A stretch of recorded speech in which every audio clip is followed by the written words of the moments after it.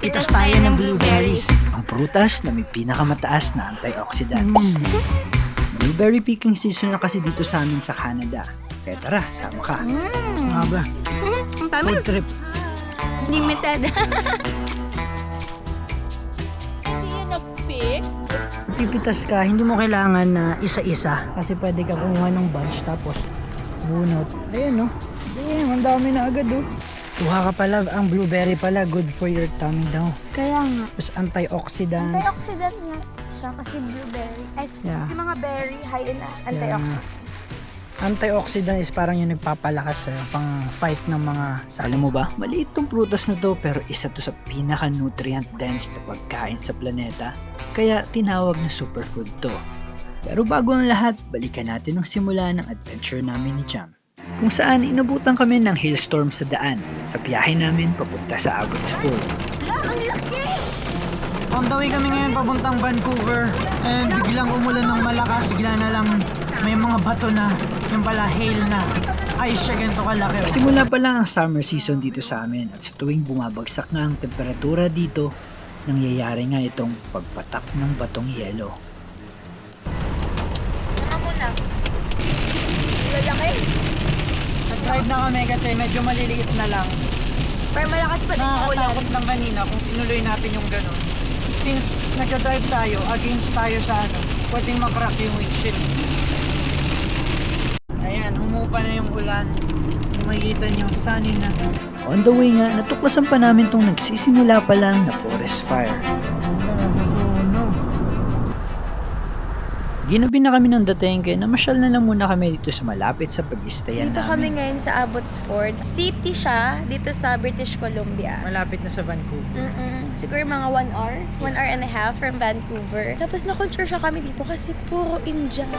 Halos lahat ng store. Lahat ng store, lahat ng tao. Wala pa kami nakikitang Canadian o ibang lahi other than Indian or mga Punjabi. Halos bilang lang yung puti dito. Ayan o, yung mga store na to. Mga Indian bakery. Tapos mga meat shop nila. Pumasok kami dito sa isa sa mga Indian restaurant, Chop House. Tapos nag-order ako ng batura kasi isa sa favorite ko. Yeah, Ano yung batura? batura. Natikman na natin yung dati nung kumain tayo, nag-date tayo sa Indian sa downtown. Yes! So, inintay namin yun. Then, papasok kami dito. Another sweet and restaurant siya. Uy, ang ganda! Ganyan yung mga benta nila, mga matatamis. May mga cake ba yan? Hindi ko sure. Parang ano lang ako, na-amaze. Kasi parang part sa culture nila yung may sweets. Tapos, Ayaw ko nga lang nalaman na may sweets pala sila. tapos may designated talaga na store na yun lang ang benta. Try natin to. Ito yung in-order ko na bature. Ang taste niya sa akin parang banok. putik. Nakatitingnan natin. Sama namin si Acel Vlogs. What the heck? Puro air lang siya, tapos manipis siya. Sarap. Pag ito sa Nutella. Parang banok, no? Ano? Sarap. May air siya, oh. Ayun, no? Sarap sana kung bumili ka rin ng sausawan. Bakit? So, dito kami matutulog ngayon ni Mochi. Magka-car camping kami.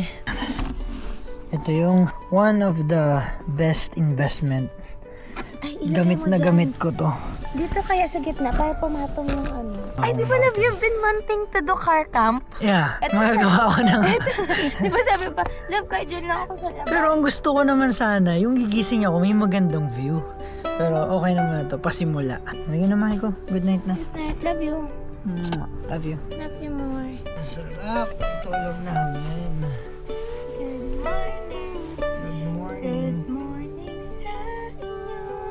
Let's start our day! Masarap naman yung tulog namin buong gabi, hindi na gaanong malamig. Sakto pa, ang ganda ng weather para sa blueberry picking. So this full bucket is 20 pounds, okay? Okay. So if you fill it to the top, you're only paying for half, and you get the other 10 pounds for free. Dito kami ngayon sa Sing Farm, dito sa Abbotsford. Magpipik kami ng blueberry. Ang ganda kasi ikaw mismo yung pipitas. Tapos binigyan kami ng bucket. So per pound is $3. Ayan na siya, oh, ito. Ganyan lang siya. So kami napipitas. Lahat yan guys. Ito pala lahat to. Oh. Ito naman oh. Yan, oh. Tikman natin. Okay, tikman natin itong blueberry. Ang tamis! Ang tamis! Ay, ang tamis! Kahit nga wag ka na bumili, kaya mag-food trip ka na dito. Guys! Ang tamis! Ayan siya. Ang kagandahan daw dito, wala silang ini-spray. Ito, Yeah, malaki oh. very organic. Oh, What the tamis! heck? Grabe ba? Ang tamis! Like legit. Legit masarap. Ay, ayun oh. Buong buo talaga siya oh. Ayun oh. Ito oh.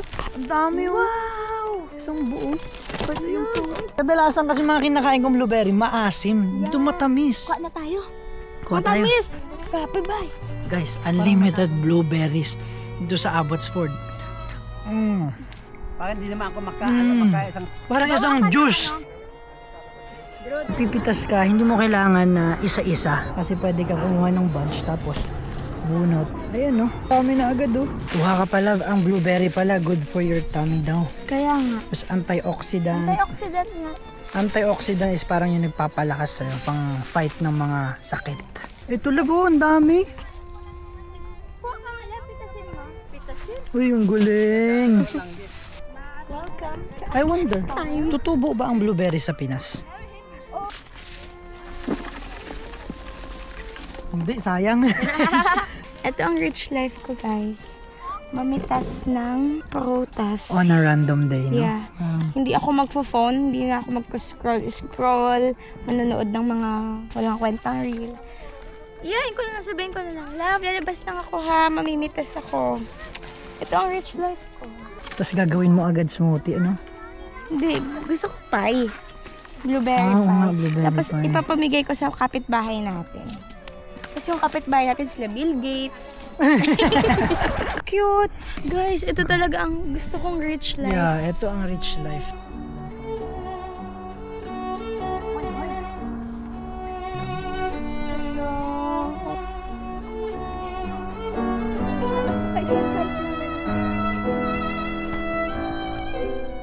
Ang kagandahan dito sa Canada, kahit na ganito kadamo yung nilalakaran namin, wala kaming kinakatakutan na may ahas. Kasi walang ahas dito. No love, walang ahas dito. Magkano kaya ito? Ito lahat yung mga blueberries. Punong-puno itong napakalaking basket. And it only cost us $7.